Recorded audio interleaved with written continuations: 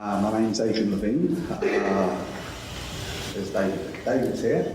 I'm a cardiac surgeon in the Midlands in the United Kingdom, and I'm the managing director of. Sorry. Have we got to find all this thing? Middle one. There you go. And I'm managing director of CALS UK, and David is the president of the American Arm List. So, let's move on. The aim of this talk is to announce publication of the STS expert consensus statement on the management of patients' resuscitation after cardiac surgery.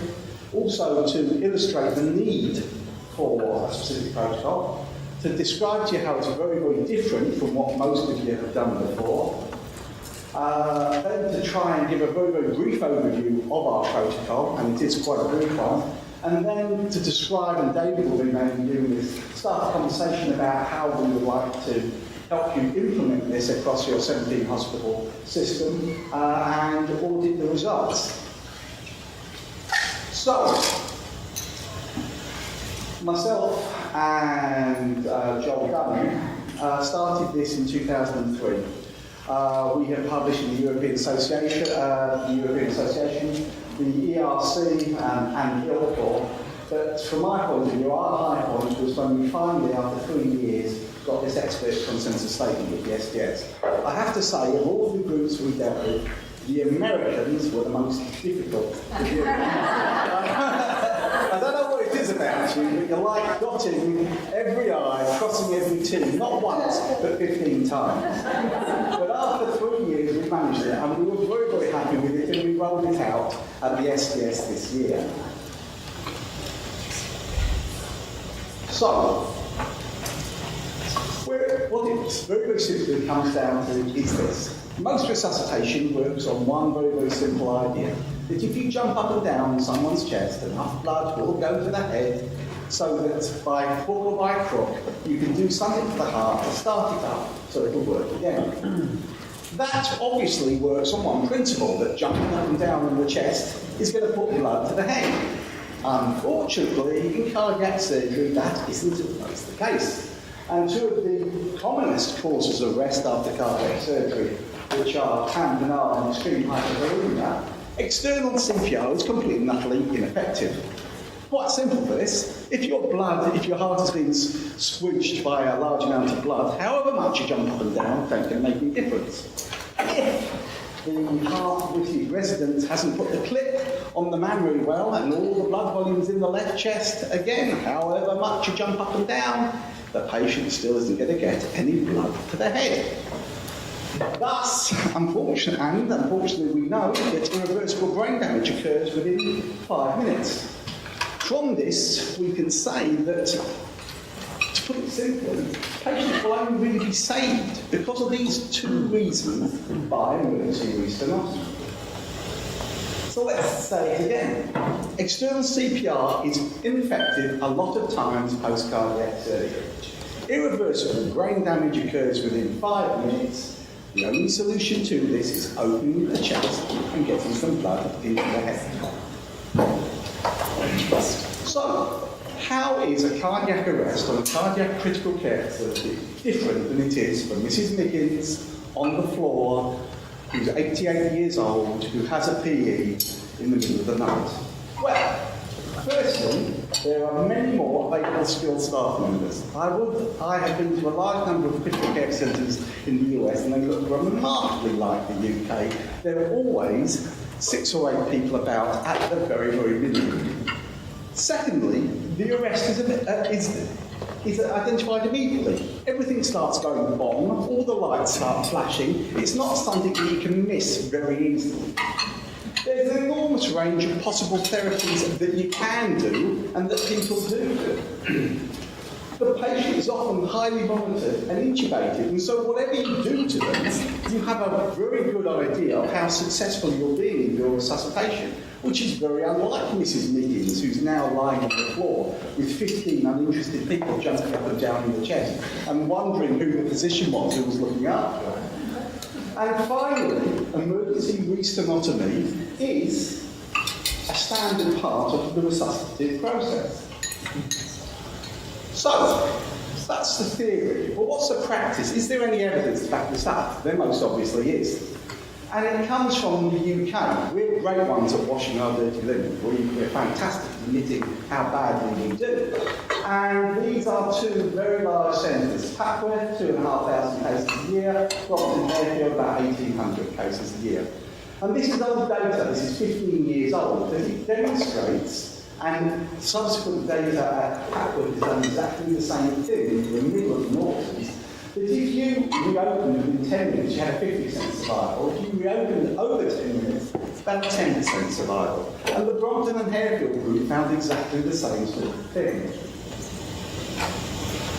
You then provided a masterstroke for us, because in 2014, you published this, and you showed an enormous variability in the arrest rate between different hospitals, and more than that, a large variability in how successful your arrests were carried out. And that is a masterstroke, because in the UK it was very, very difficult to get any of this data anyway, and it's proven to be next to impossible in Europe. So, again, you show an enormous difference in your cardiac arrest rates. And the last slide before we started this, again, 0.5 in one set of one hospital with coronaries, up to 3.7. A very, very large variation. And again, a large variation in how successful your arrests were. So, from this, we come to the core of the protocol as such, which is in effect three bits. Firstly, there needs to be early initiation of effective resuscitation. Secondly, there needs to be early organisation of skilled personnel. And thirdly, there needs to be early access to specialist equipment which allows you to open the chest rapidly and, if necessary, put you onto some form of support, whether that be cardiopulmonary bypass or ECMO. Okay, because this is, as you can see, a little more complex already before we get into the details of it in ACLS, you need to train. And the European Resuscitation Council and the ILCOR, the International Liaison Committee, made recommendations in 2005, 10 and 15, which said that all members of the team looking after the patients need to be involved in their care. And this was from a European way of looking at it, where the providers of healthcare with cardiac surgery were far less varied than they are in the United States. The reality is that you do need to train all members of the team looking after people involved in cardiac surgery to allow this process of orderly restenotomy to occur efficiently. So, let's go through the protocol. There are, I'd imagine, a number of cardiologists in the room. There are a number of cardiac surgeons in the room. This was set up by two cardiac surgeons, Lee and Joe. We're not very clever, and therefore there are no cycles in any way. There are very, very simple lines, and that is the simplicity of it. Complete and utter lack of thought. So, we basically assess the rhythm, and that is where we get to. There are only three possible rhythms after your heart has stopped, after a heart operation. You're in some form of VM or PT, you're asystolic or really tachycardic, or you've got PEA. And from that, you do, in effect, two simple things. If they're in VM, you give them three back-to-back shots. If they're asystolic, you try pacing them by the wires. And the vast majority, I imagine, your patients out on the ICU will have pacing wires in. If that does not work, you will then start basic life support and prepare for emergency restenotomy. There's a few little things in between here, but to be really honest, these things are irrelevant. Amiodarone, 300 milligrams, is a very nice drug. It begins with A. I like drugs which begin with A, but it doesn't do much good. External pacing is not something that is done very, very much in Europe or the UK, and it takes a bit of time to set up, and therefore we've always considered it as a secondary thing after the SDS. But the other issue is the PDA person who is paced. And we suggest you turn off the pacing just to make sure that you haven't got any underlying VF. As you can see, if those very simple things do not happen, emergency restenotomy. At the time that you are working towards your emergency restenotomy, you'll be doing a number of other things. You'll be addressing the airway and ventilation, you'll be turning the FiO2 up to 100%, you'll be turning the peak off. You'll check the airway with a mag valve system, and then you'll be listening on both sides to make sure that you haven't got fluid in one side or air. At the same time, this was perhaps the most controversial thing for you in the United States, or the ex-colonies, as we say, for most of it. We try to hide the epi from it, because we suggest that epi is only given if a senior doctor is involved or gives it himself, and not in the enormous, mini jet size, give it a 0.2 or 0.3 milligram. We also suggest that if there's a balloon in place, it gets put onto a pressure trigger. And most importantly, we do not delay basic life support for defibrillation or pacing for more than 1 minute. So there's no cycling, jumping up and down and then watching what's going on. We don't believe in that whatsoever. So, as you can see, it is very different from ACLS. It's very different because, as I said, it was invented by two half-wits. We have, in effect, put 3 shocks back to back. We know there is a large amount of data to demonstrate that after the 3rd shock, you stand less than an 8% chance of actually being defibrillated back into a rhythm, which is going to give you a pilot output. We do not give adrenaline or epi unless it's by a very, very senior clinician who is used to giving it as such. We reopen after the 3rd shock, and we reopen PDA asystole within 5 minutes. So, that all sounds quite simple to do, doesn't it? It sounds like anyone can do it. But it's not the case. The basis of this is the allocation of specific roles for each person. And in many ways, the way that we came at this was because one of my friends was involved in the aviation industry. And he said, when things go wrong, you get people who have specific roles in now. Everyone just has a go and they do whatever they like. And we go, well, that's not very sensible. And so from that, we came to this. And if you go to any ITU in the UK, or most of Europe, and now a lot in Australia and New Zealand, you'll see this poster, which gives you the 6 key roles for cardiac arrest after cardiac surgery. The first person is the person who identifies the arrest and calls the code. They'll be the person who will also slap on the paddles for the defib. They'll be handing out the wires for the pacing box, and they'll be the person who actually starts doing the external cardiac massage. Person 2 is the person who's moonlighting as an anaesthesiologist. They'll be the person who is turning the peak off, turning the FiO2 up to 100%, and checking the airway. Person 3 is Mr. Sparky. They're involved with the defibrillator and the pacing box. Person 4 is perhaps the most important person, the team leader, and we'll discuss that in a few minutes. Person 5 is perhaps the easiest role because all they have to do is hide the epi from everybody. Even if they lose the amnio on the way from the back of the wall to the big problem. And person 6 is again a very, very fearsome person. This is the ICU Coordinator. I say that because my wife is the chief of our ICU, and I would be the worst person ever if I did anything against him. So, we put that role in there basically. As you see, for this, we don't number the people who are actually going to do the restenotomy. And although that we train the restenotomy, we'll show you how we train for it, these roles in themselves are perhaps the most important part. It's a process rather than something that you need to know in medical school for 6 years and have 6 or 7 years of residency for. Okay, so the cardiac massager is number 1. Number 2, the airway and ventilation person, as we said, they turn the tank up to 100%, they make sure the airway is clear and have a listen on both sides of the chest. Number 3, the defibrillator pacemaker person sparks 3 times. If that doesn't work, prepares the internal paddles and also fiddles with the pacing box as necessary.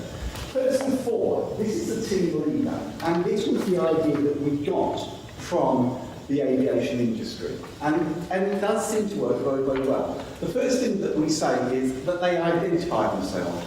I am X and I am taking control of this.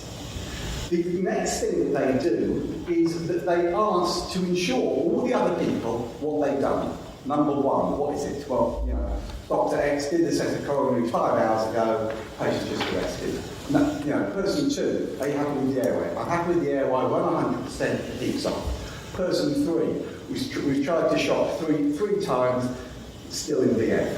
And at that point, they just have to make the decision, which is a simple one. Do you reopen or do you not? And as you've seen from the protocol in front of you, it's not a very difficult thing to do. But the very fact that someone is taking control of the situation and asking people what to do makes the situation work efficiently.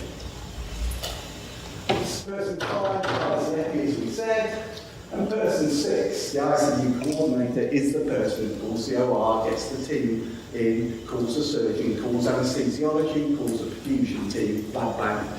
But as important as this, also plays an important role in crowd control, because all of you have seen arrests go on, and suddenly every nurse, every PA, every physician clusters round the patient, forgetting the man on the bed, three beds down, and the person with an open chest and a balloon and a filter 4 beds down, who's completely ignored for the next half hour while people try to open the chest. So, each person has an allocated role. Each role is clearly defined within the protocol, and the idea of this is it decreases confusion and increases efficiency. So, let's talk about confusion and efficiency. So, this is one of the first courses that we taught in the second biggest hospital in Scotland. This man here is about my age, he's been doing cardiac surgery for 20-25 years, and this is him rummaging through his emergency restenotomy pack. As you can see, that isn't very user-friendly, is it? It's got loads of instruments named after German goalkeepers, a few named after Czechoslovak surgeons, whatever it is, but I put it to you that you're going to have difficulty finding what you need to urgently reopen something very rapidly. And therefore, what we suggest is this. Now, this is a generic pack that we distribute in the UK, but in effect, your sterile services can easily knock this up. And all it is a knife, a wire cutter, a wire cut, and a spreader, and some suction tube.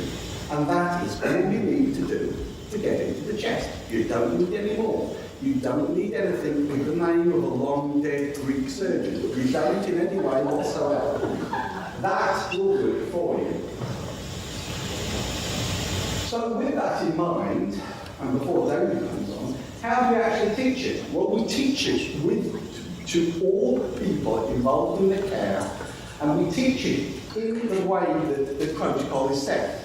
So we teach people the evidence for it. We show them open chest techniques, we do temporary pacing, we teach them about emergency rhythms, we teach them about defibrillation and internally and externally. We show them how to blow down the glove and how to open someone's chest. But importantly in this is also this scenario review, that a lot of what we will also teach them is peri-arrest protocols, because what we have noted in the UK is the more that we educate people, the less arrests occur.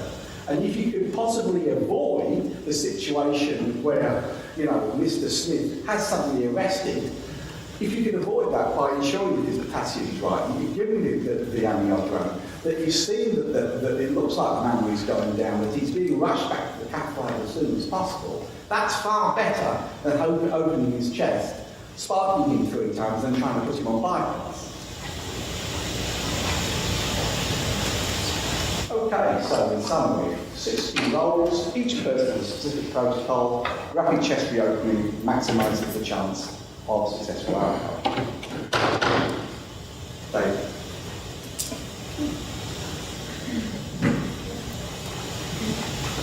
Thank you, Adrian. I've known Adrian for a lot of years. This is the first time I've had to follow him as a speaker. I sort of feel like a stand-up comic following Robin Williams. I assure you I'll be much less entertaining than he is. So a lot of things, well, first of all, just a little of my history. I'm a cardiac surgery physician assistant. I practiced for 23 years all over the country, and recently, about 2 months ago, I left clinical practice. And my current job is executive director of our National PA Association. In my 23 years of practice, what I noted in cardiac surgery, and I'm sure this is true of other specialties, is that change often happens because of a bad event. And if you understand the history of this protocol, Joel and Adrian were working together, and they had an untoward event in their ICU. They had a prolonged arrest that resulted in a bad outcome. And so they partnered together to start this protocol. In 2009 in San Francisco, in a unit at Center Health, again, there was a patient who had a bad outcome. And there was a nurse educator named Joelle who was charged by her surgeons to find a better way to care for these patients after they arrest. So she did some research, and she learned of the courses being offered in the United Kingdom by Adrian and Joel, and she traveled over there, took the course, and brought it back to the US. And from 2009 till about 2014, the courses have been offered in various institutions around the country. In 2013, 2014, it got the interest of the APCBS, which is our National PA Society. And we brought that course to our meetings, and we've been offering it ever since. And one of the things that we noted as we started to gather information about this training in the US is that the courses that were being offered were very diverse. Some people were doing 8-hour courses like the model that Adrian showed you. Some people were doing 2-hour courses. So in 2014, we started Cardiac Surgical Unit Advanced Life Support course to help bring a standard to this education in North America. And as part of that, we developed a 25-member advisory board that's multidisciplinary. That has nurses, PAs, NPs, cardiac surgeons, intensivists from North America to help create a standard. And what's come from that is effectively a 2-year certification model that's designed a lot like American Heart's model for ACLS. And we can talk about that in more detail offline. Well, what I was asked to speak about is, what would it take to bring this kind of training to a state? And to be honest with you, we haven't done that yet. We have a lot of experience bringing this training to hospitals and health systems. So, why would you want to do that? Most importantly, everything that we do in healthcare is designed to improve quality of care. The other aspect of this is to do some auditing and to compare with previous practice by recognized clinical process and physical key performance indicators, and in effect, the hope is to someday repeat the study that you did earlier looking at your outcomes and show that there's a benefit. Obviously, an implementation like this comes with some challenges. There are differing surgical volumes on your settings programs. There's differing healthcare groups that are involved in the delivery of the care. There's differing rapidity and availability of surgical expertise. One of the things that we learned on our early conference calls with Eddie and some of your surgeons is that there's very diverse availability of providers after hours. So there's not always a surgeon or a resident or a fellow or even a PA that's available within 5 minutes to open the chest in hospitals. And so programs have to find ways to overcome that challenge. And then there's differing size and expertise of critical care facilities. So some of the strategies of implementation, in terms of core principles, all staff who participate in the care of cardiac surgery patients should complete this course in our view. But there certainly are some people that we would say would be required. That's the bedside nurse, PAs and NPs that are caring for the patients, intensivists if you have them, and then rotors covering at night. And we've taught about 52 courses in the last 18 months, and the people that are covering at night is very diverse. It's anything from an ER physician to general surgeons to trauma surgeons. Many places have full-time intensivist or PA NP models that staff 20%, but not everybody. Alternatively, as we travel the country, we find that we also are teaching other members of the team. So we have respiratory therapists, pharmacy, perfusion, patient care assistants, anesthesia, and OR staff that participate, and they gain some benefit from these courses. A key component of the model is, as we evolve this around the U.S., is developing in-house trainers. And to become a trainer of this protocol, you have to take an additional 8-hour course and be proctored for 2 courses, and then after that, you can start teaching on your own. In terms of number of educators for a program, certainly 2 would be a minimum. A normal ratio of trainer to students for this education is 1 to 10. So most programs that implement this protocol will teach between 3 and 5 of their educators to be trainers. There are obviously some options of how you might roll this out within your state, and I've listed 3. The training could be completely hospital-based, it could be regional or some hybrid of that. And looking at something that's hospital-based, there's some advantages to that. The people that are participating in the training are doing it with their own team members, so the respiratory therapist is training with the nurse and the PA and the NP, and the intensivists who work together every day. They're training with their instruments, their open chest card, in their hospital. Each center becomes its own standalone provider with its own trainers. In this model, each center would most likely bear the cost of the implementation. If you take an approach that's hospital-based or unit-based, it's going to take longer to implement this because you have to develop trainers, they have to be proctored, and they start holding courses. That's not necessarily negative, it's just a fact. It takes longer to implement. An alternative model is doing it regionally. It allows you to teach more people. We hold courses for up to 60 or 90 people at a time. That education is typically done by our faculty. It does provide a good environment for training the trainers because we can integrate people into that training who are in the pathway to become a trainer, and that can serve as their proctorships. There's a potential that if you're doing it regionally that you can share costs. And certainly if you're training people 90, 120 at a time, a statewide implementation would be faster. And then it's not center-specific training, which means that you're not training with your team on your equipment. I'd say that's a bit of a disadvantage. Then there's a hybrid, and we just sort of gave you an example of what a hybrid might look like, but honestly, we can support any sort of model that you can come up with.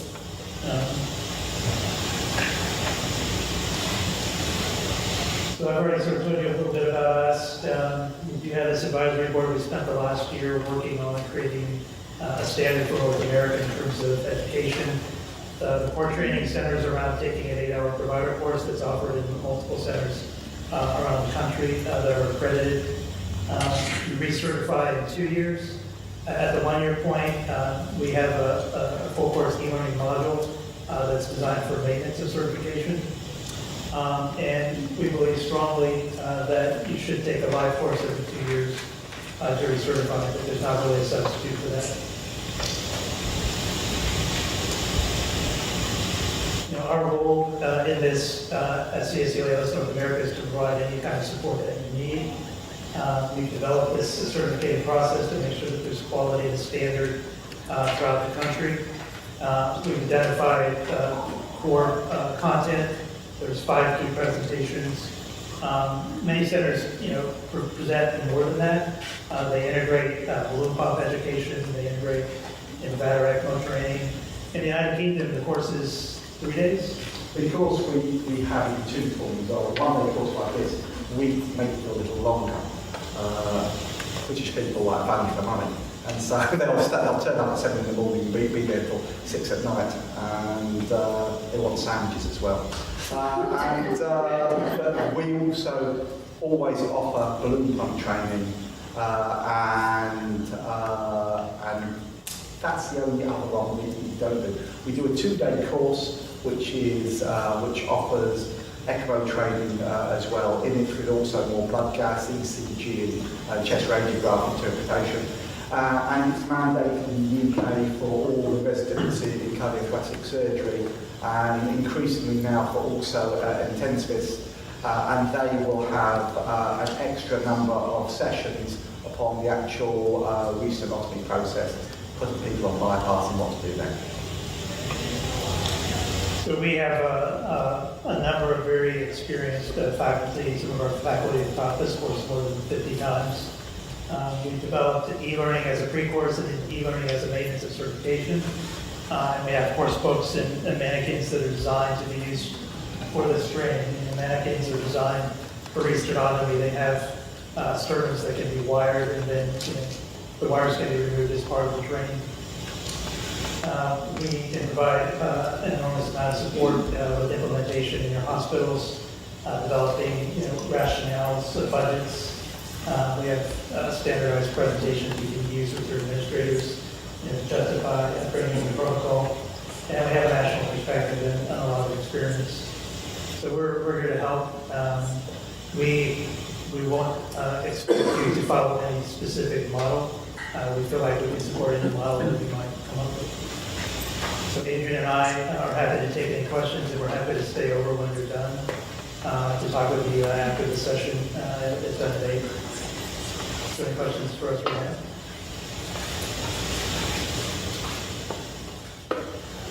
Silence. Brilliant. Adrian will be having a stand-up show after the I'm available for weddings, children's parties. We actually received one question earlier from one of our surgeons who had to leave. Dr. Lewin, he asks, when you open in an event, what happens next and what do you recommend? Okay, so when we open, what we suggest is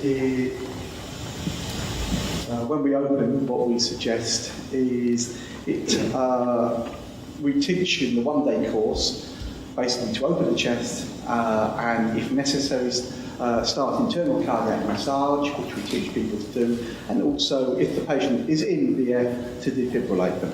We also suggest that if they see a bleeding point, they put the Mark 1 human finger onto the bleeding point and wait till the catheter turn up. For the more advanced course, we then suggest a protocol which goes beyond that, which says that if you have defibrillated 3 times again, and 3 is the magic number, if you've defibrillated 3 times and the provider who's done the operation thinks that it's a goer, then at that point, and you're still not able to generate a cardiac output, we would suggest that you go on bypass centrally. And the reason why we say you need to go on bypass centrally is because it's perhaps the quickest thing for you to do, and also you're probably going to have to redo a bit of the operation. And if you did the operation with the pipes in centrally, you're probably best to redo the operation with the pipes in centrally.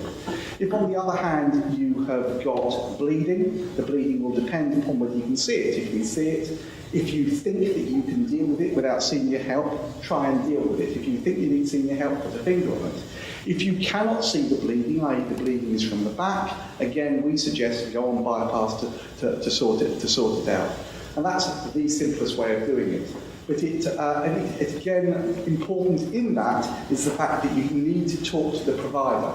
There's an enormous difference between a 42-year-old man who's had a minimal access lemur to an LAD and an 88-year-old woman who's had a triple valve replacement and who wasn't looking at her best beforehand.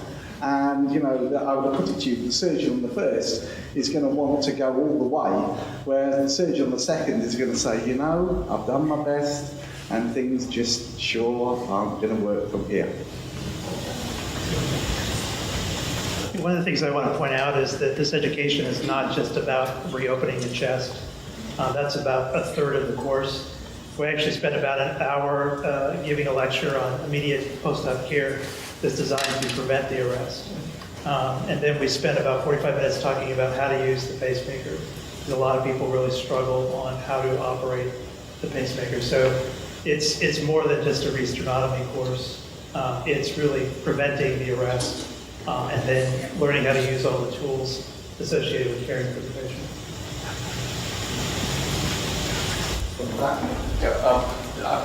Most of this seems to be designed specifically for post-op applications. Is there a time course that you would treat it differently? This would be applicable, say, for the first 24, 48 hours? Yeah. And did any of the analysis break it out by time? We suggest that this ends at 10 days. The reasons for that are twofold.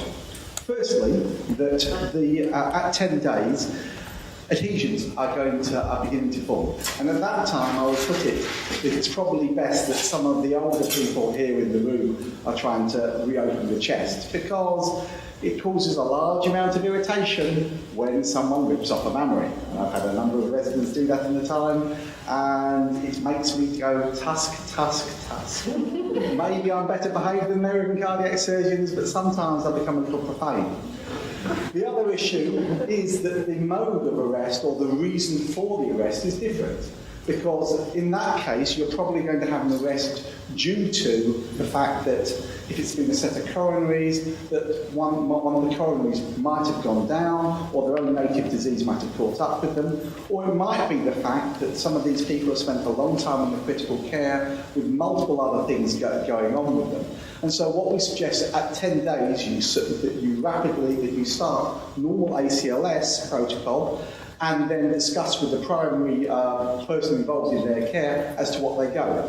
Obviously, if it was a situation like you pull the pacing wire out and then half an hour later they're arrested, that's a different kettle of it. The Mark 1 human brain goes, I think I better reopen for the tamponade.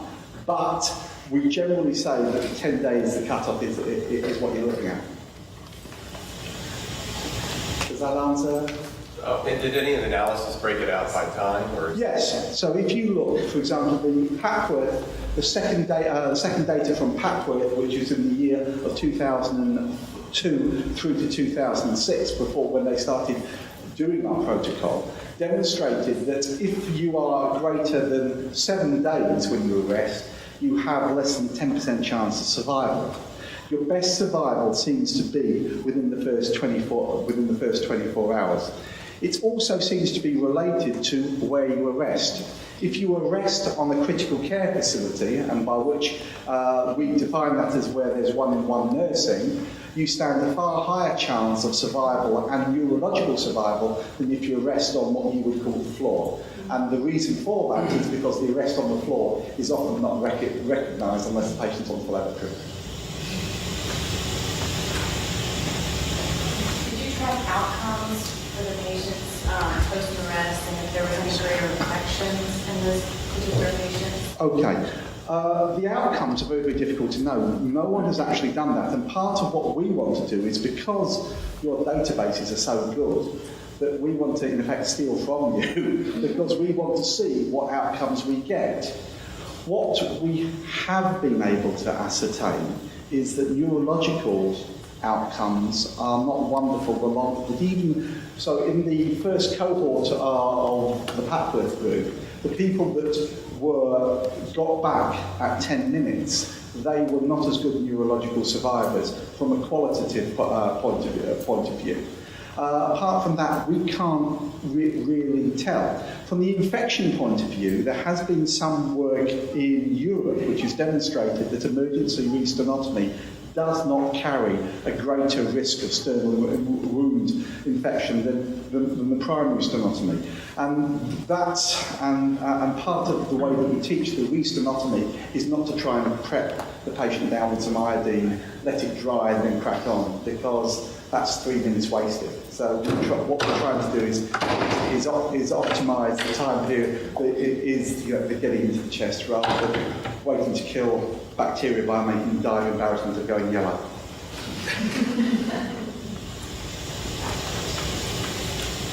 Okay. Final question. What do you think some of the costs might be involved, and what next steps would you see for our two groups? So the costs really depend on the model, and what we've observed is that if you do education, if we provide the education, say in your unit for a larger volume, it averages about $400 per student. If you develop your own trainers and teach your own students, it costs about $2,500 per trainer to go through the entire process, and then it's $75 per provider after that. And so if you give me a number of people, I can make, a more specific prediction about costs. In terms of next steps, are there any VCSQF programs who would be interested in volunteering as a pilot group or would like to learn more about this? What are some of your guys' initial thoughts? Dr. Tribble, what do you think? This is the first I've heard of the organized training system that they're proposing. I've known about the protocol for quite some time. And sort of agree with virtually every word of what you described. We have to contemplate, how to train people in our institution. We've long had a policy of reopening at the drop of a hat. We've actually, if I could put it an infection question, we've had several 10-year blocks of time. We've looked at people who had their chest reopened and exactly what you said. In fact, it seems like it might even be a little bit lower risk of infection, maybe kind of like the delayed primary closure concept in the military or something like that. So certainly that's not a reason not to do that. There's no doubt about that. But I think we'd have to give some thought to what we would need to do to ramp up to the next level. We actually held a meeting last year, a little bit more than a year ago, discussing the very process.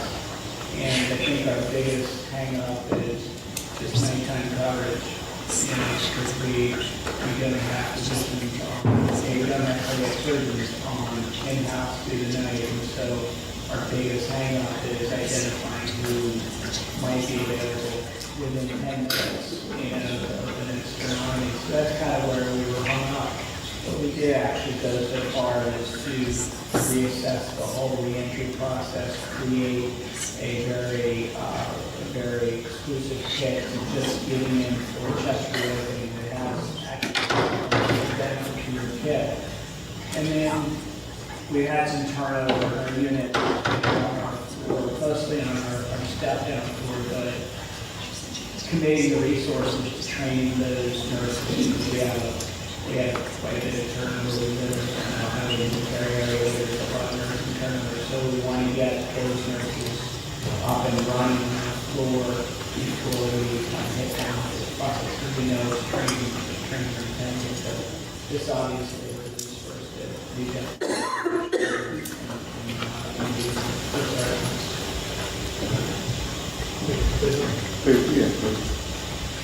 I think we would volunteer as a pilot. We've been talking about it for 6 months. Yeah, we talked about it in our quality meeting.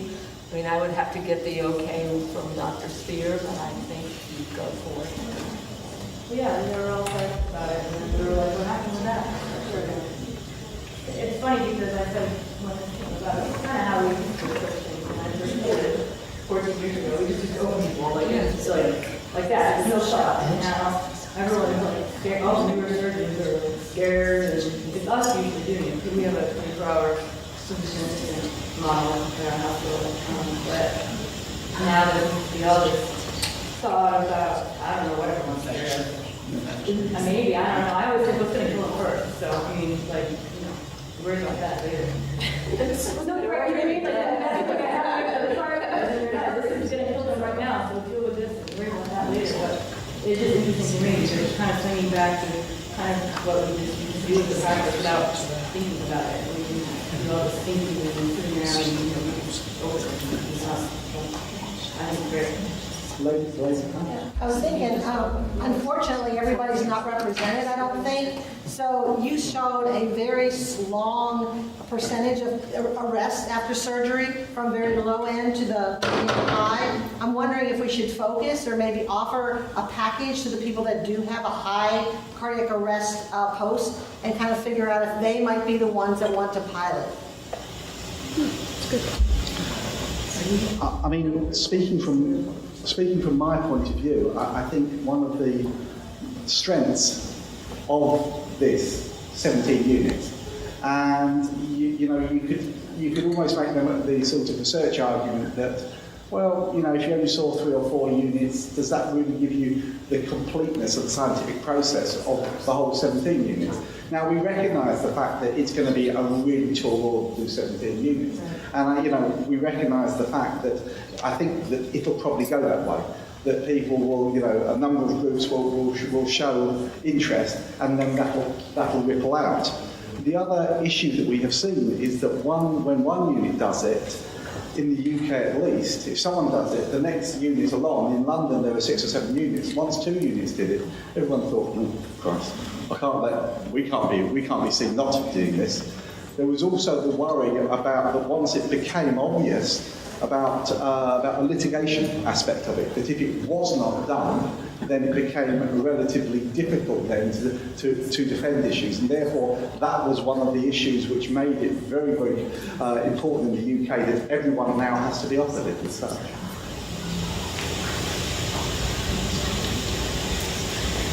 Very good. Well, please reach out if you all are interested in potentially piloting this project along with us. And thank you again, Dr. Levin.